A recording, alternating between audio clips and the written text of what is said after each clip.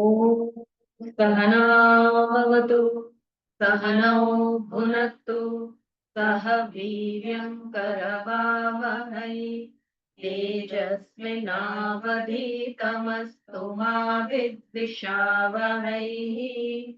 ॐ शान्ति शान्ति शान्तिः। अखण्डमण्डलाकारं व्याप्तं येन चराचरं तत्पदं दर्शितं येन तस्मै श्रीगुरवे नमः। अज्ञानतिमिरान्धस्य ज्ञानाञ्जनशलाकया चक्षुरुन्मीलितं येन तस्मै श्रीगुरवे नमः। गुरुर्ब्रह्मा गुरुर्विष्णु गुरुर्देवो महेश्वरः गुरुरेव परं ब्रह्म तस्मै श्रीगुरवे नमः।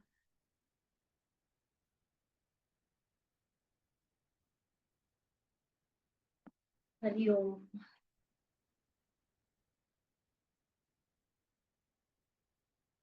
Today we begin reading from page, I think in your books it will be 76. In mine, which is the old edition, is page number 71. The paragraph that starts with something in us remains as it were. But just before getting into this, one paragraph before, we start reading from them so that we understand what Gurudev is leading us to. But is there a real entity behind it all? In order that change may take place, no doubt, a changeless substratum is necessary. For the waters of the river to flow, a motionless riverbed must exist. Similarly, in order to hold together millions of experiences at the levels of our body, mind, and intellect, and to give us the experience of an integrated whole, which we call life, we must necessarily have some substratum, changeless and real. So we are talking about what is real and unreal for us to be able to make the difference between the two. So here, among all the changing physical attributes, the emotional fluctuations, changes in our moods and emotions and sentiments, plus the mind, the intellect, our ideas about something, or belief system, whatever it is, all of these go through some change or the other. We have seen that in our life. So to know that all these changes are happening, there has to be one changeless entity which has to be there before this thing came up, while this thing lasted, while the change happened. And when we say something changed, meaning what was previously available is no longer there for experience, something else is instead happening. So that means what was there has died or has changed its form. Only that changeless substratum or changeless, whatever that is, real, can help us see that all this has changed. That has to be unchanged. So this is where Gurudev is taking this paragraph that we start today. Something in us remains, as it were, unchanging all through our change, holding the vivid experiences as a thread holds the flowers in a garland. On closer analysis, it becomes clear that it can be nothing other than the self in us, the pure awareness. Experiences that have come under one's awareness do not constitute any vital aspect of one's own self. Life is the sum total of experiences awared by the touch of the illuminating conscience. In childhood, I was conscious of my childhood life. In my youth, I am now conscious of my youthful life. And in my old age, I shall be conscious of my old age experiences. The consciousness remaining the same, endless experiences come under it. Got illuminated, came under it, got illuminated, and died away. This awareness by which I become conscious of things in life, because of which I am considered as alive, but for which I would not have an existence in this given embodiment, that spiritual entity, eternal and all pervading, unborn and undying, the one changeless factor is the infinite in me. And this Atman is the real. So it's like on the basis of which all the experiences are woven together, and one is as though the cause of the other, as though interwoven with each other. But each of these experiences were born at some time and died another time. In life, it has been always observed that to solve a problem is to rise above it. The problem of scarcity is never solved unless plenty has replaced it. Poverty is not cured unless plenty has replaced it. Weakness is not cured unless the patient gets himself established in strength. Similarly, the problems of our weakness in life arising out of our unintelligent attachment with our body cannot be ended unless we come to control the body with our mental stature. So also, mind cannot be controlled unless we plan and execute our strategies from the intellect. The limitations experienced in and through the body, mind, and intellect can be mastered only if we could discover and establish our identity with the spiritual personality that is the real in us. With this in mind, when we enter religion to study its techniques rather than to quarrel over the individual belief or peculiarities of ritualism, we shall find that all the methods prescribed by all the religions of the world indicate one or the other of the technique for rehabilitating the mind and intellect of the seeker.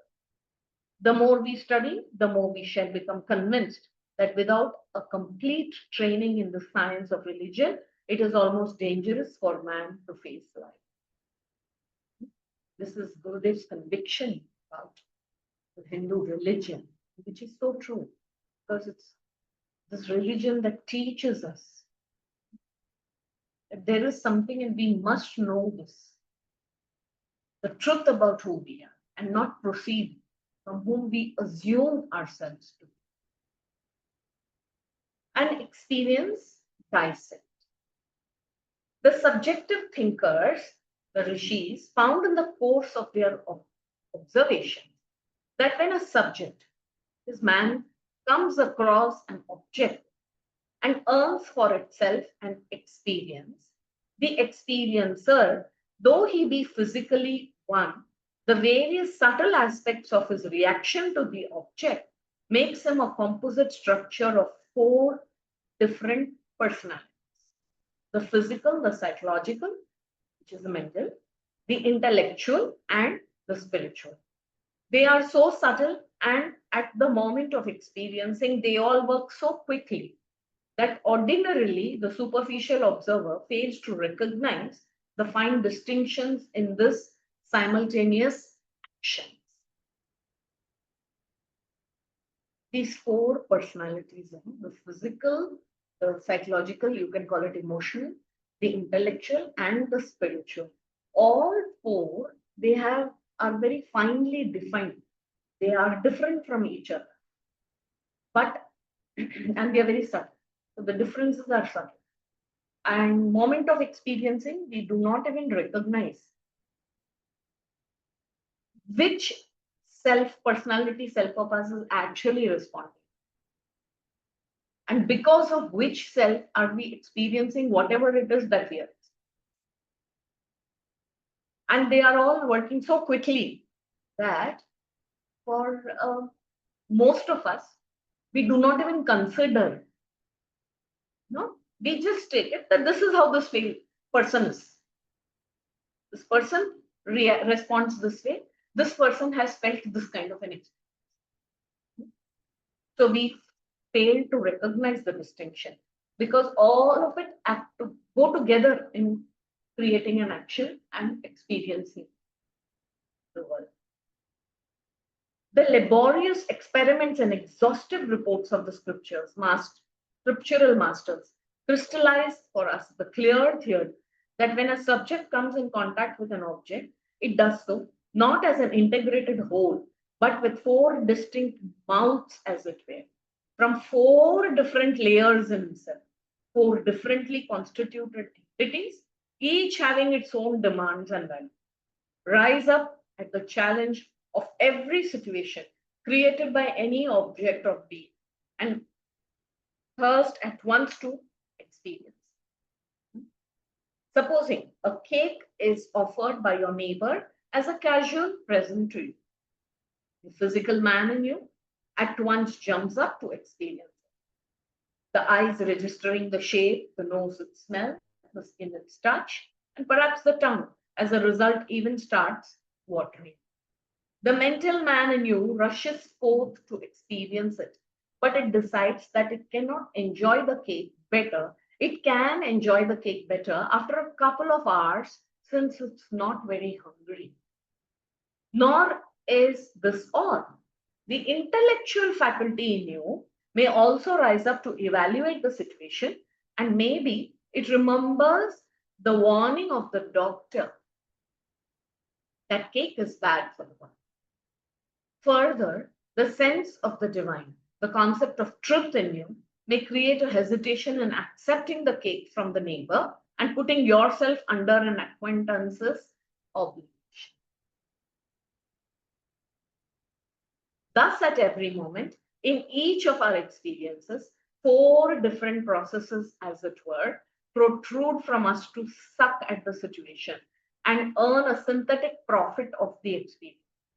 When the four different powers, behaving as unacquainted strangers from different realms, each entertaining different values of life, come together to enjoy any object or situation, invariably, that which brings satisfaction to one conveys but varying degrees of dissatisfaction to all the other. And consequently, no situation has yet been discovered by an ordinary mortal in which he can seek and hope to discover a complete satisfaction for all the four. So you see, our experiences also that we are going through in life, how split we are in absorbing that experience also. Within us, there is this physical self, there is this emotional self, there is this intellectual self, and the spiritual self. We may very often think that we are being spiritual, but actually we might just be emotionally responding. Sometimes we may think that we are being very intellectual about something, but we again might be just emotionally responding. Sometimes it is the physical body, self in ours, which takes the lead. And wherever convenient, because depending on how dominant with self is, we will create that kind of a justification and explanation. But we don't recognize that this is how we are already separated within us. You know, the personality there. So many personalities within us. And this way, everybody is also involved in creating one experience for them. So when we say that this person is acting this way, we don't know from which personality self is he talking to us. Whether he is making an intellectual, emotional self, or we just try to judge or condemn or praise or appreciate, whichever way, the other person as saying, this is how this person is. Whatever the dominant personality we have seen, we tend to say that he is so and so. So how much is gone into one experience?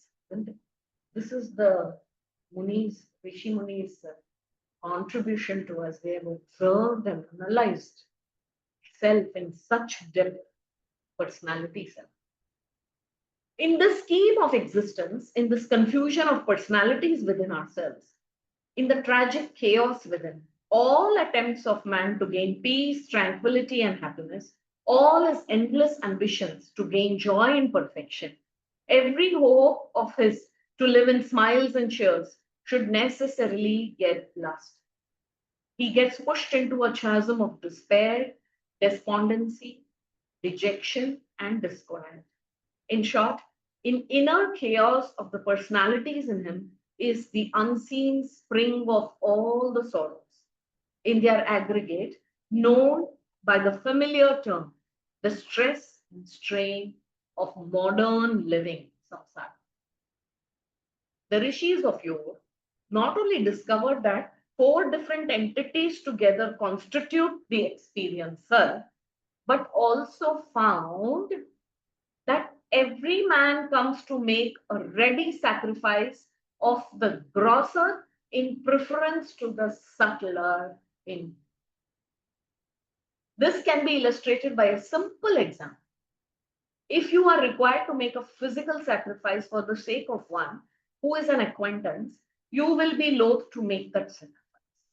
But if there be a boil or an ulcer on any of your limbs which causes you unbearable pain, you would not hesitate to rush to a doctor and, on his advice, sacrifice that limb through an amputation if needed.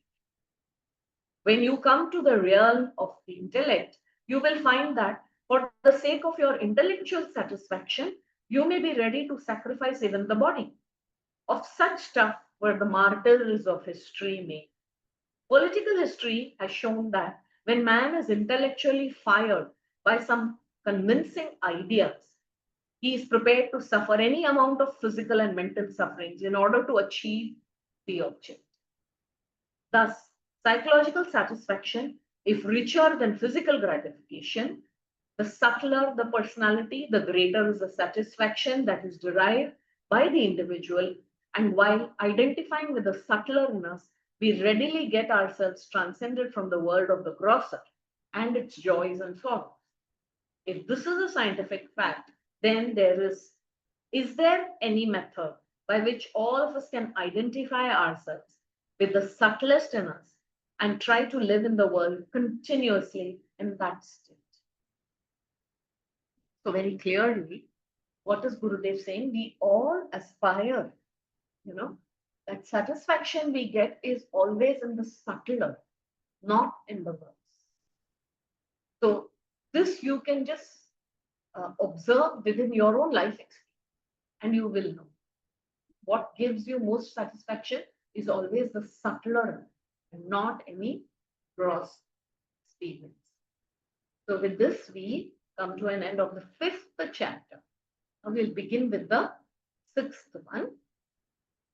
And in the 6th chapter, starting with contemplation, self-inquiry. Ours is an age of science, wherein we are trained to live in and think with the spirit of inquiry. The modern scientists, by their wondrous discoveries in the world outside, have contributed much to herald in the new age of inquiry.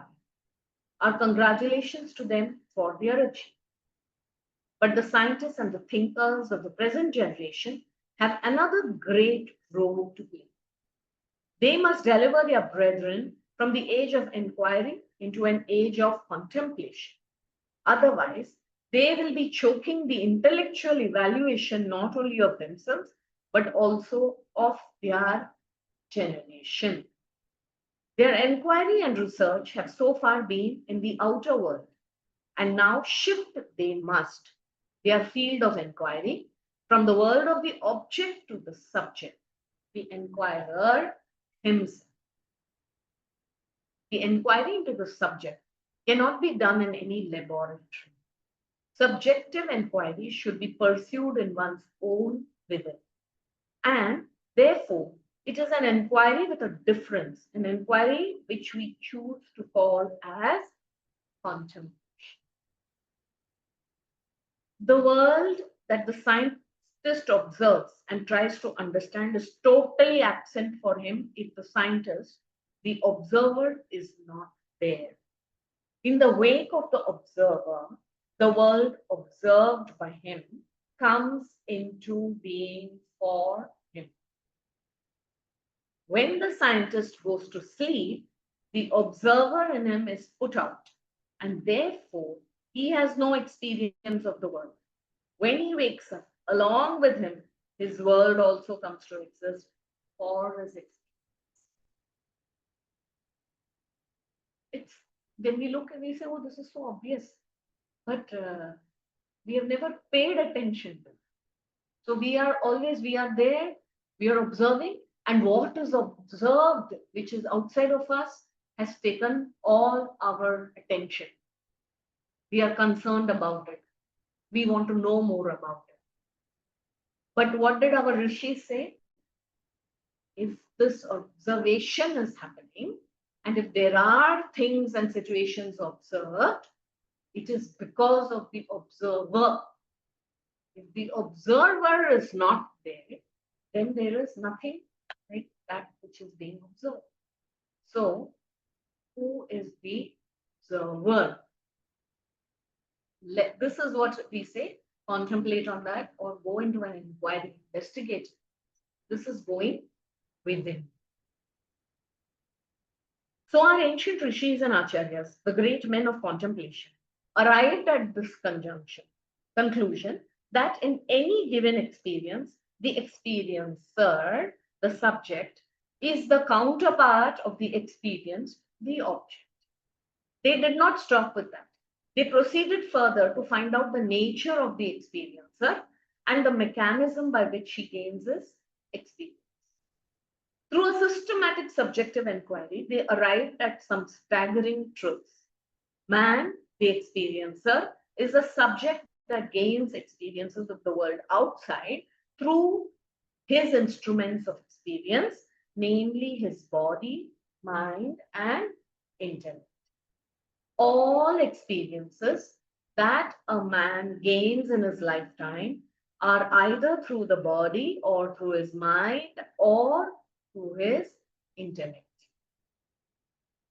Through his body, with its 5 sense organs, man gains the various experiences: form through the eyes, sound through the ears, smell through the nose, taste through the tongue, and touch through the skin. The form, the sound, the smell, the taste, and the touch, constituting the world of objects, is experienced by man through his body. Yes? The same man, the subject, gains experience of the world of feelings and emotions through his mind. He entertains his ideas and ideals through his intellect. Thus, everyone, while living, gains experiences of 3 different worlds through 3 different equipments. Through the body, the world of objects; through the mind, the world of feeling; through the intellect, the world of ideas. Man, the subject, can be therefore neither the body, nor the mind, nor the intellect. They are his instruments of experiences. He seems to be a different factor altogether from all these 3 instruments of experience. Of course, having a very intimate relationship with them. The individual who observes through a telescope surely is not the object observed, nor is the telescope with which he observes, nor is he the telescope. The telescope is only an instrument of observation. The observer is different from the instrument of observation and the object observed. So you see a very beautiful corollary is drawn here. In this inquiry, what was found? That if there is this observer and he is observing through his body, mind, and intellect. And then, what is he observing, perceiving? The world of objects, world of emotions, feelings, and the world of ideas. Since he is observing all these, since he is experiencing all this, he is not that. He is different from them.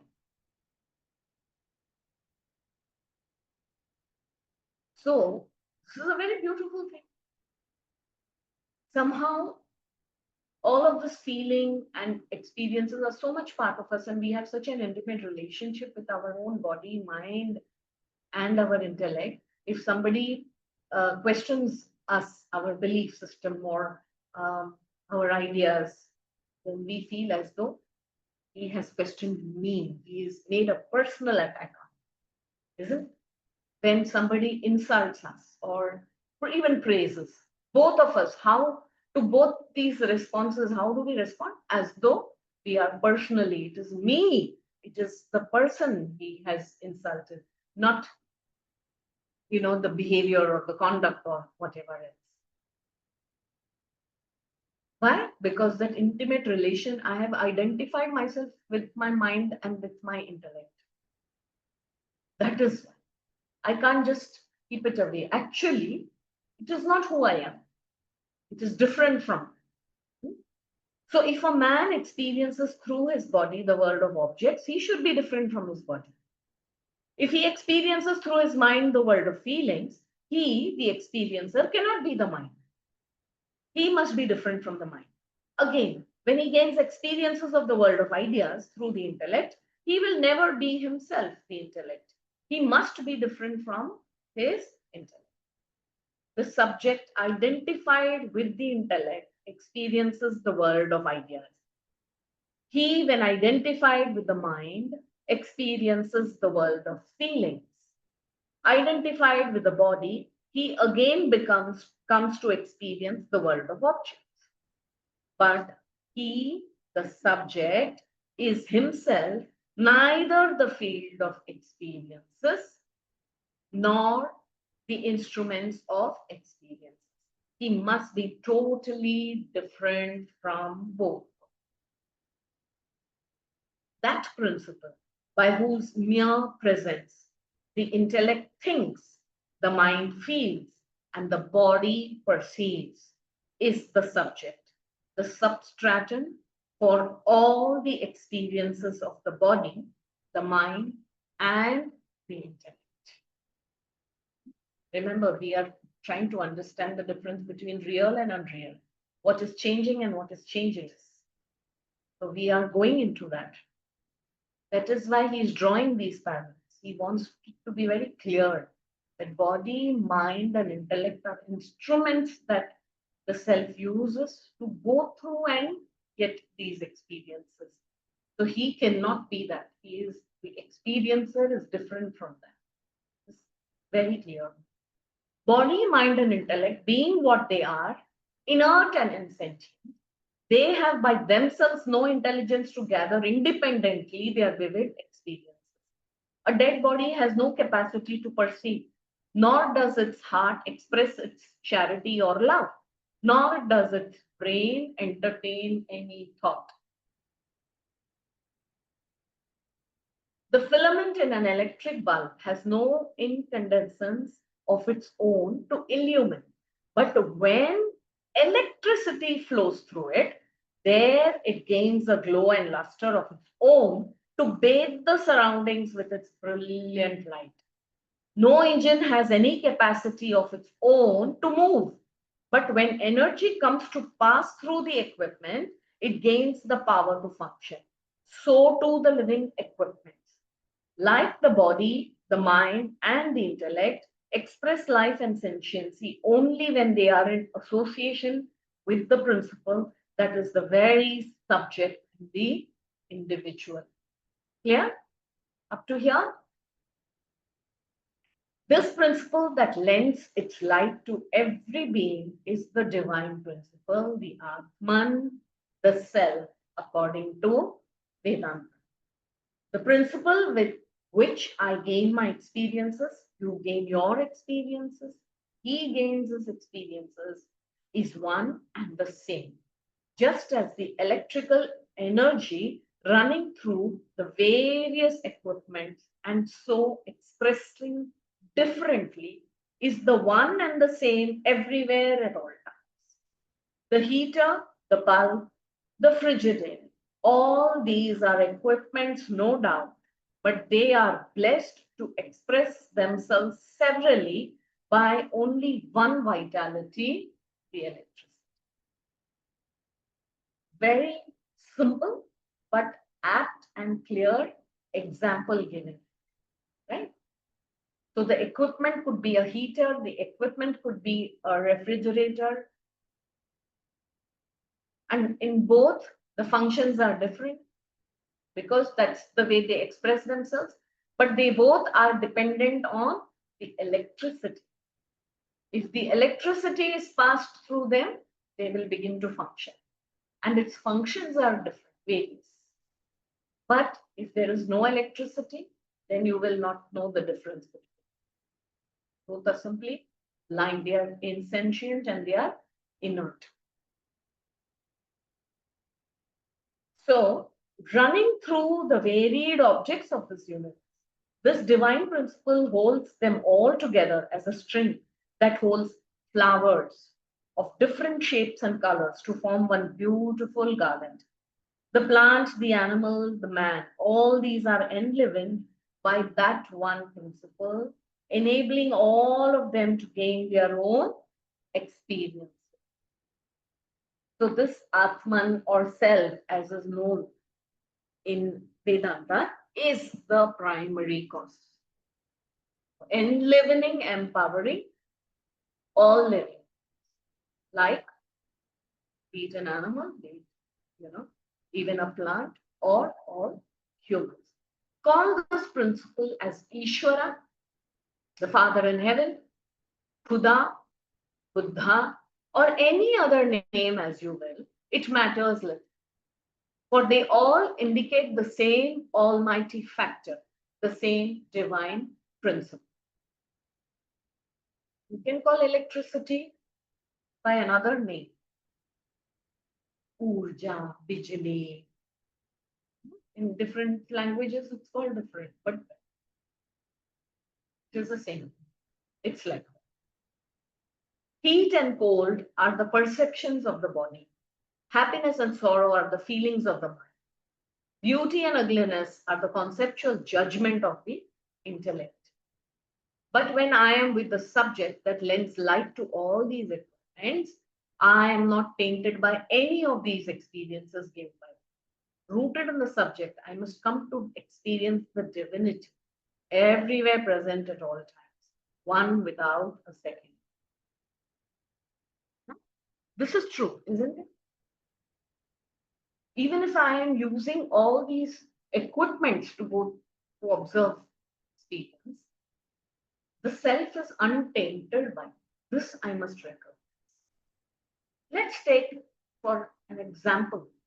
If the eye is seeing something huge, like when you look at the mountain, tall, huge, does the shape of the eye change?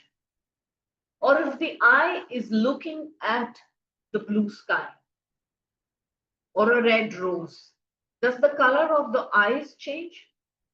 Or if it's looking at something small, a tree is there and in that tree a small leaf, do the eyes reduce to that size? It doesn't change. It doesn't become green, it doesn't become red, depending on what it has observed, isn't it? It remains as it is, untainted by what it has experienced. Like this. Take all your equipment. When you see, you realize that the seer, the self, the experiencer, the observer, is not tainted by whatever he's seen. This is something we must understand. But having identified ourselves with the mind and intellect, we get tainted by it. Because I think I am that. And if the mind is faulty, I think I am. Isn't it?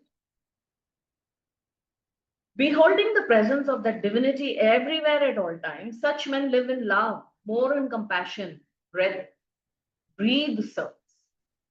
It is such men that shine out, conquering time and space in the horizon of culture and civilization, religion and philosophy, spirituality and mysticism. In them, the process of evolution and the aspirations of the human intellect are fulfilled. Which means what? It is this. I must come to experience this divinity, this self, this Atman, which is the one enlivening and empowering everything else, which is making all experiences possible, but by itself it remains untainted by. Coming to recognize and know it how? That it is all the time present and it is all pervasive. So one who knows it this way, Gurudev is saying, then he is the one who, in whom the process of evolution and aspiration of human intellect are fulfilled. He has reached the culmination, of human birth. How do they live? Those people who come to see the truth. They live in love, they move in compassion, they breathe service, meaning they are only contributing to the world. They do not seek anything for themselves, for nothing is required. Whatever is seen and observed, it's out of them. And if there is any lack, it is outside there in the world. Our perception makes it so. But it's not who we are. This is the great difference between the one who has come to recognize that self and the one who has not yet. So we proceed ahead to this paragraph, manhood to God. Religion promises no magical changes in the nature of the sense objects or in the pattern of their arrangements under various circumstances. The world will remain the same, and the nature of circumstances will continue to function according to the eternal law. Religion enables the faithful only to face life with greater liveliness that lends a psychological balance and a spiritual poise to the individual. This is important to know. People think once I've become religious or that I am spiritual now, what will happen? Everything will be taken care of. Now it's a life.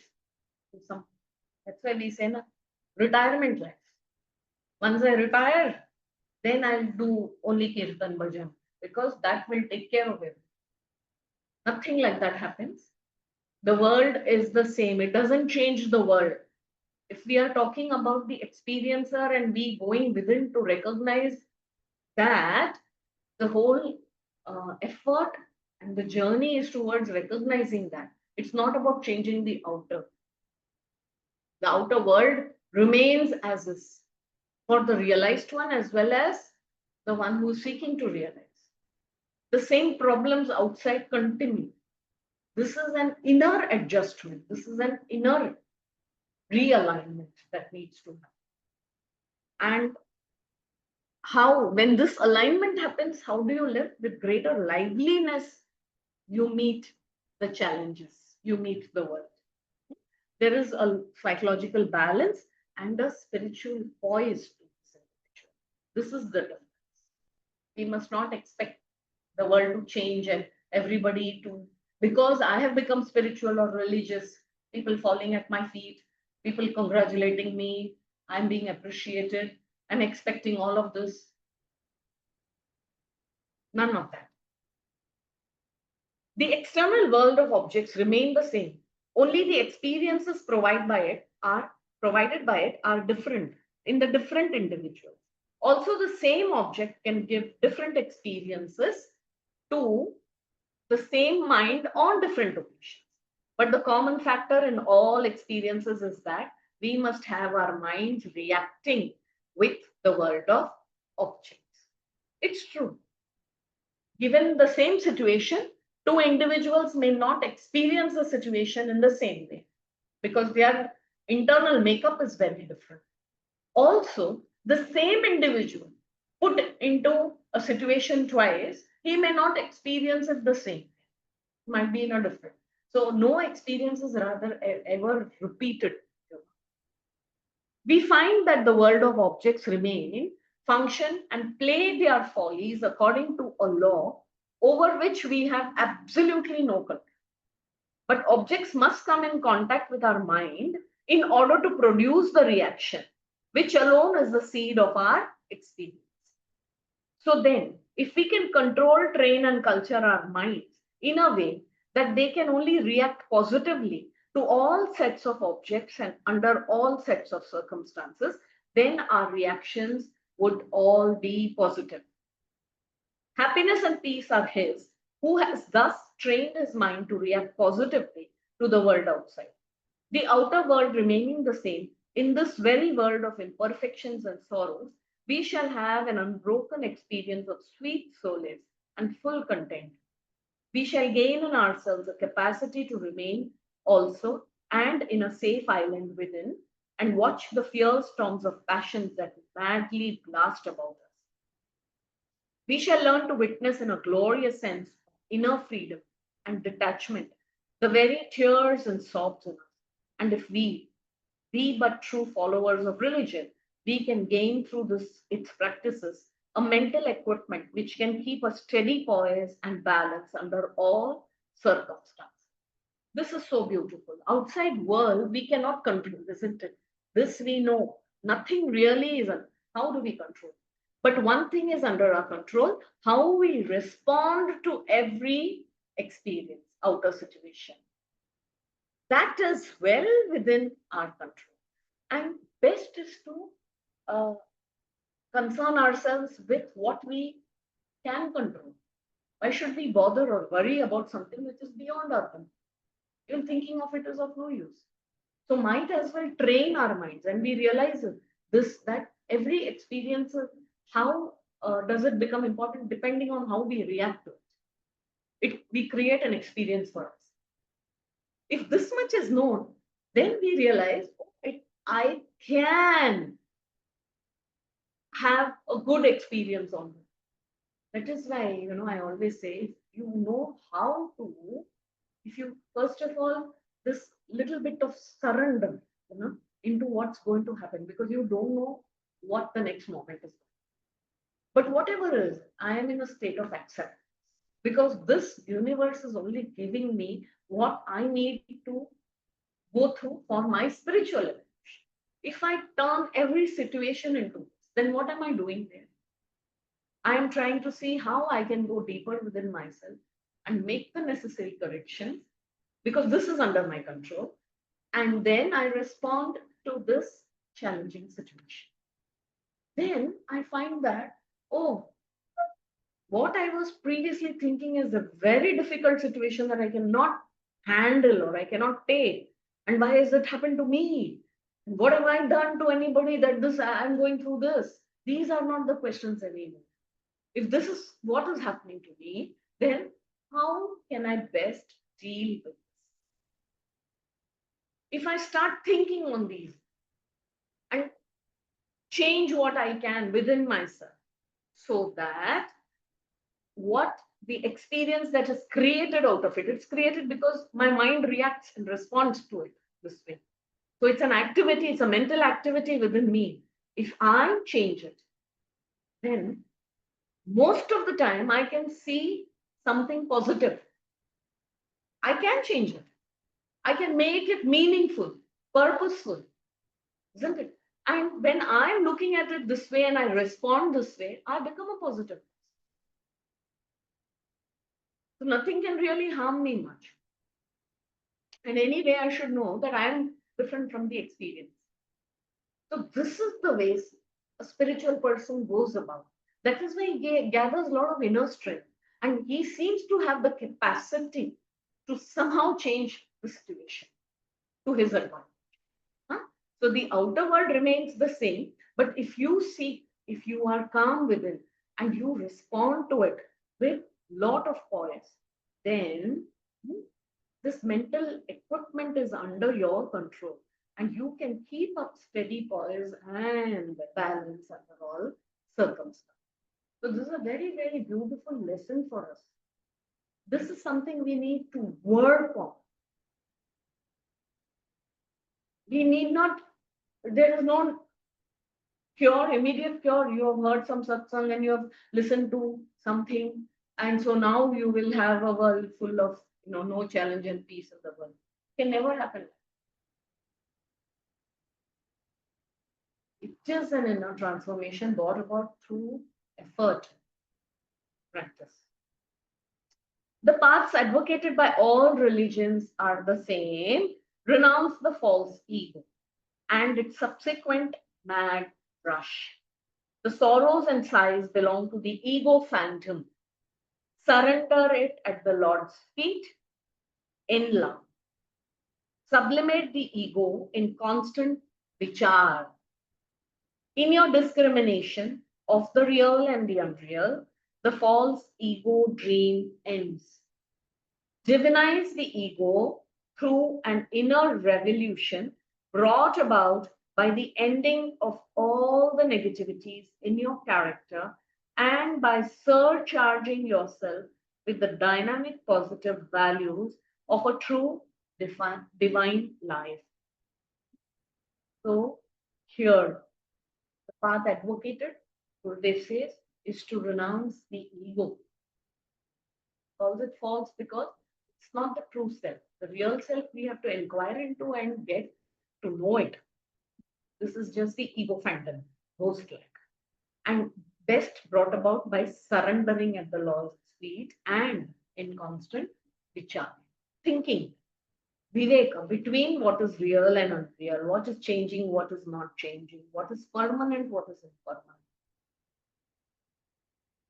Religion claims that our real nature is pure knowledge and pure bliss. But the sense of ego has created in us the grievous misunderstanding that we are the ego entities.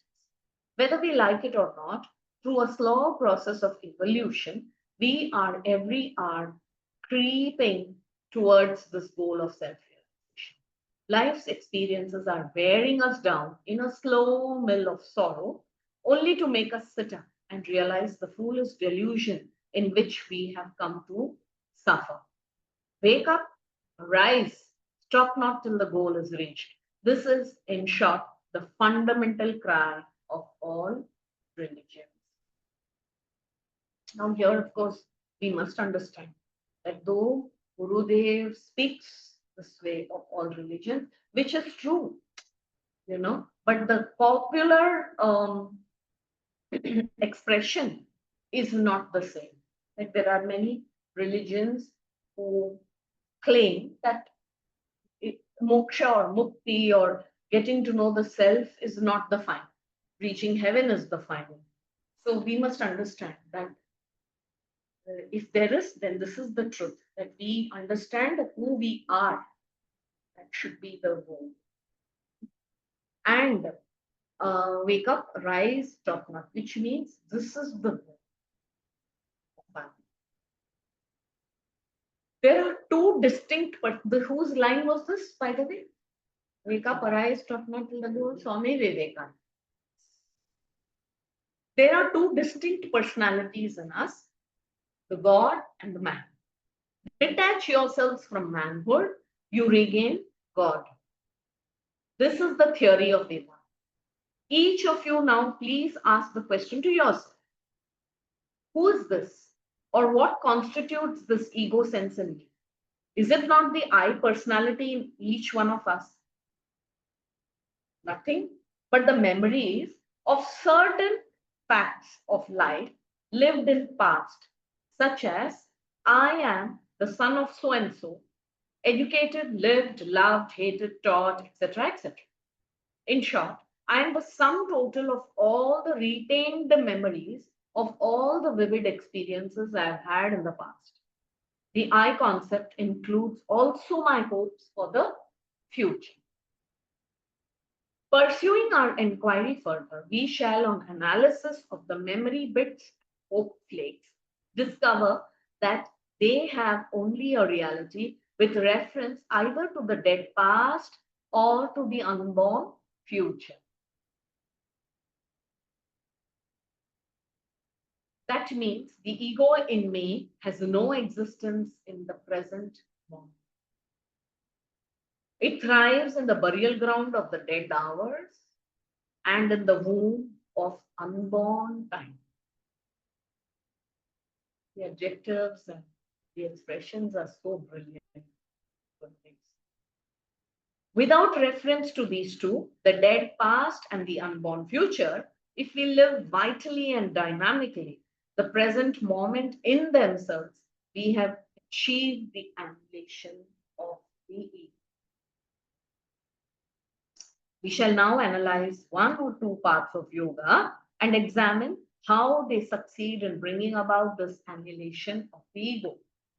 Act without any expectations of the fruits of action, and your achievements shall be supreme, is the injunction of the Gita. Bhagavan Krishna constantly he prescribes this karma yoga, path of karma yoga to us for the annihilation of ego. And he keeps reminding that this is the way the yogis work. One has to be karma phala. Let us examine this theory in application and see if it can be practical. Suppose we have an agent who has an appointment with an industrial magnate to strike a business for lakhs of rupees, and whereby he stands to gain a substantial commission. If the day before the appointment, the poor agent allows himself to be hypnotized by his own expectations, if he dreams of the amounts he would be getting, the way in which he would spend the income in purchasing a house, in marrying a girl of his choice, in living happily, etc., he would be indeed a great loser. For on the appointed day at the appointed hour, when the agent enters the office room of the business magnate, his mental faculties, alertness, cheerfulness, clarity, and poise, which are so essential in the makeup of a successful agent, would all be totally dried up in him. He has by then imagined himself to be already living in his house with his new wife, etc., acquired from the income of this transaction.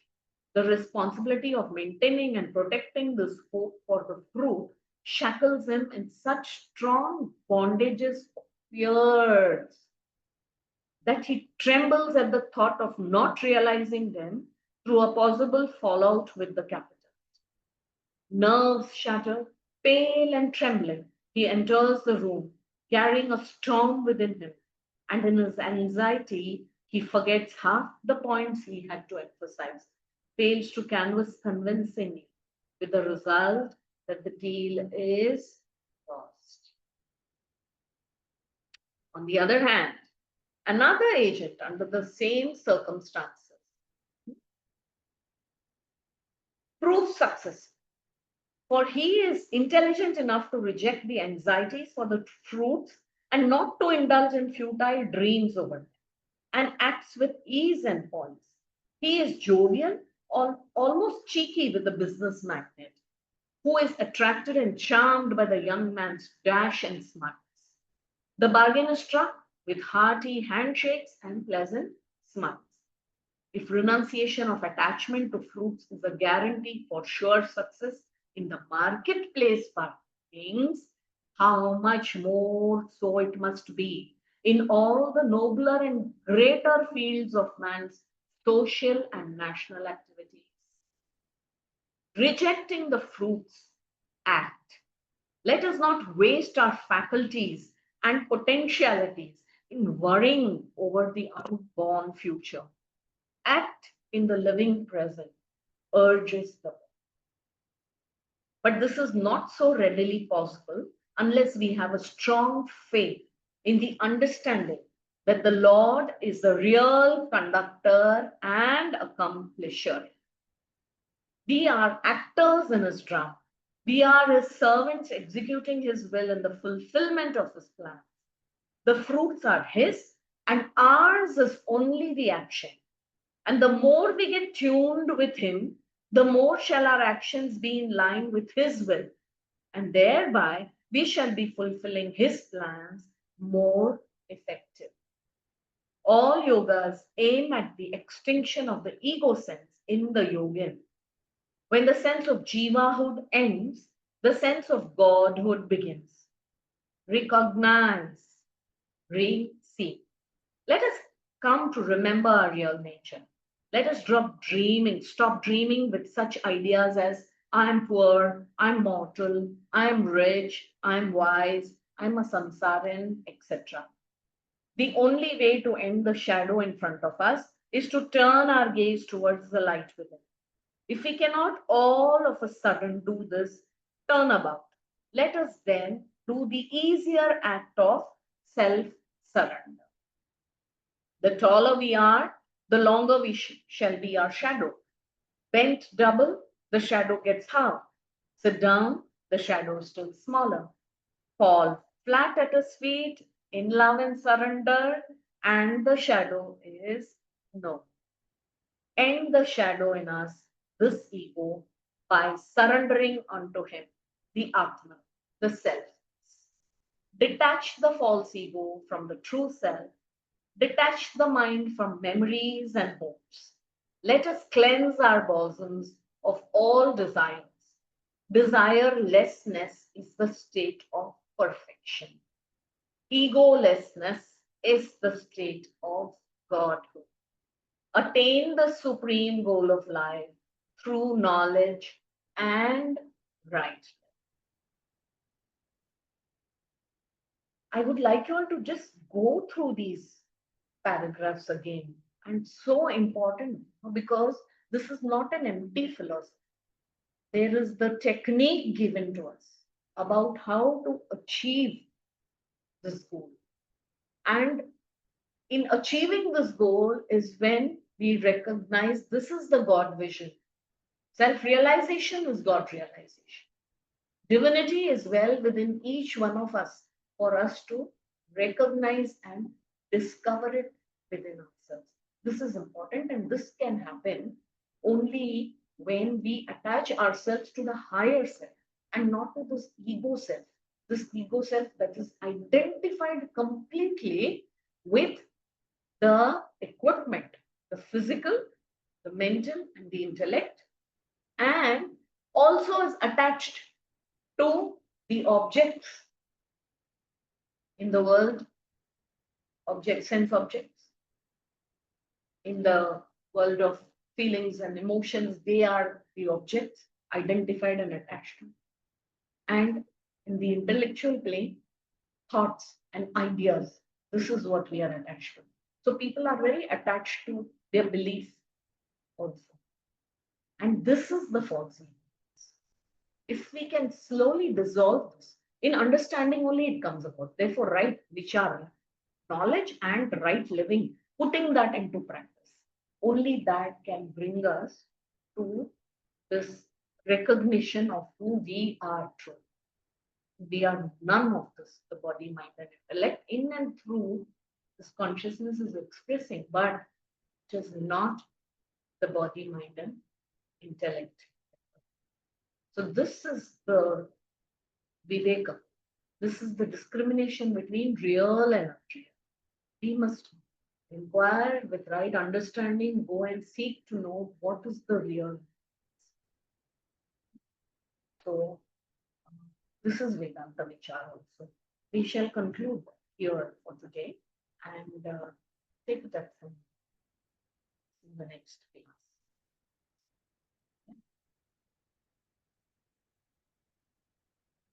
Om Purnamadah Purnamidam Purnat Purnamudachyate Purnasya Purnamadaya Purnamevavashishyate.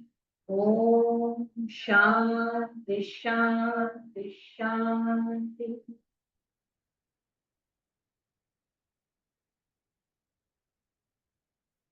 Hari Om.